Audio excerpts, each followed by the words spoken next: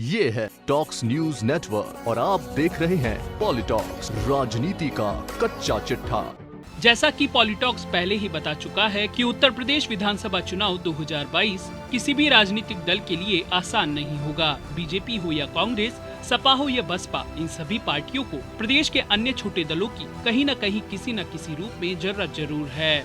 सियासी जानकारों का कहना है कि योगी सरकार के खिलाफ एंटी इनकम्बेंसी चरम पर है, तो वहीं सपा में अब पहले जैसी बात नहीं रही कि वह एक तरफा चुनाव जीत जाए। तो कांग्रेस पार्टी प्रदेश के साथ साथ देश में अपने वजूद को मजबूत करने पर तुली है, तो बसपा प्रदेश में अपनी खोई हुई जमीन तलाशने की कोशिश कर रही है। बुधवार को सुभाषपा और सपा के नवगठबंधन ने सभी दलों को पुनः नई रणनीति पर विचार करने को मजबूर कर दिया है। तो सबसे बड़ा झटका लगा है तो वो है AIMIM प्रमुख असदुद्दीन ओवैसी को।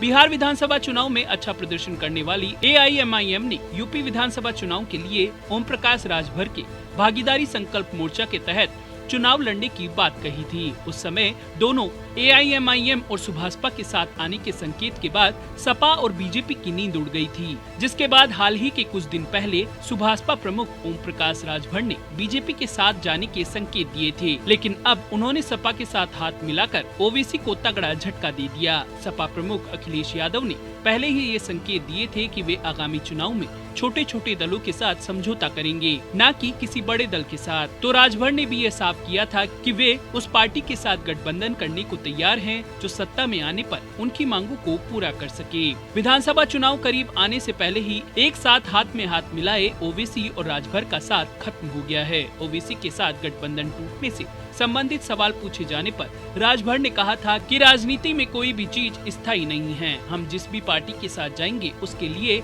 हम ओवैसी से भी बात करेंगे। लेकिन देखिए, राजभर तो पीछे की गली से ओवैसी को अकेला छोड़कर सपा के साथ मिल गए। अब ओवैसी का सपा के साथ जाना मुश्किल ही नहीं नामुमकिन सा है। लेकिन ये भी सही है कि राजनीति में कुछ भी संभव है। इस पूरे मामले में जब एक मीडिया संस्थान ने AIMIM प्रमुख असदुद्दीन ओवैसी से बात की तो उन्होंने कहा कि किसी के आने या जाने से कोई फर्क नहीं पड़ता। अब राजभर के मन में क्या था और क्यों वो सपा के साथ गए, इसका कारण मेरी समझ के बाहर है।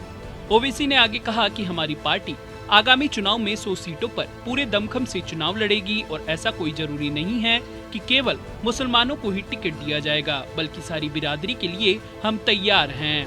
असदुद्दीन ओवैसी ने आगे कहा कि अगर हमें कोई राजनीतिक तौर पर अछूत समझता है तो फिर इसका फैसला जनता तय करेगी। वहीं राजभर से टूट और अन्य दलों से गठबंधन को लेकर ओवैसी ने कहा कि हमारी शिवपाल सिंह यादव और चंद्रशेखर रावत से बात चल रही है। हालांकि शिवपाल सिंह यादव खुद सपा के साथ जाने की कोशिश कर रहे हैं। ऐसे में ओवैसी के पास अकेले चुनाव लड़ने के अलावा कोई काम नहीं बचा। वहीं प्रमुख विपक्षी दलों द्वारा AIMIM प्रमुख असदुद्दीन ओवैसी को बीजेपी की बी टीम बताया जाना उन्हें रास नहीं आया।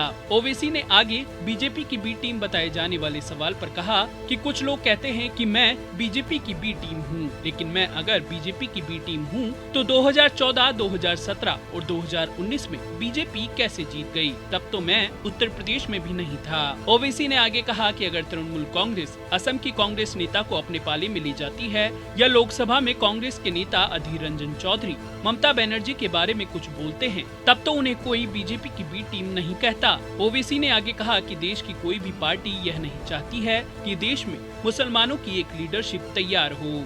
यूपी विधानसभा चुनाव में मुस्लिम बहुलता को मद्देनजर रखते हुए ओवैसी अपनी पार्टी की यहाँ अलग पहचान बनाना चाहते हैं। ओवैसी ने भले ही 100 सीटों पर अपना प्रत्याशी उतारने का ऐलान कर दिया हो, लेकिन उन्हें यह अच्छी तरह पता है कि बिना किसी सहयोगी पार्टी के इतने बड़े राज्य में पार पाना आसान नहीं है।